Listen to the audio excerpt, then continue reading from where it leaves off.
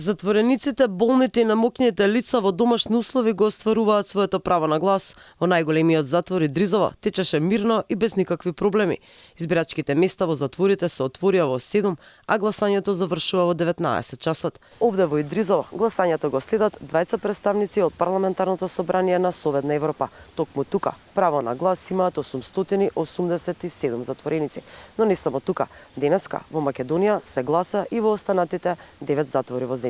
Мониторинг екипата од Парламентарното собрание на Советна Европа на првиот круг на претседателските избори биле во затворот во Шутка. За денешното гласање представникот од Австрија вели дека од она што го видел за сега тече мирно и според прописи. I'm from Austria, she's from Switzerland, and we're coming here to see how it works in the prison. And we see that there is a high participation from the prisoners.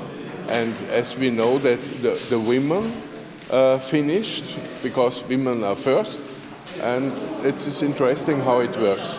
За вториот круг на претседателските за парламентарните избори зголемен е бројот на пријавени болни и немоќни лица. Според податоците на ДИК за претседателските избори гласаат 11.123, а за парламентарните избори бројката на болни и немоќни лица е поголема за 102. Во посебните изводи од избирачкиот список за лица кои поднале пријава за гласање во дипломатско-конзуларните представништва се запишени 2569 избирачи, а во затворите 2147. На списокот се и 534 избирачи згрижени во установите за вонсемено згрижување.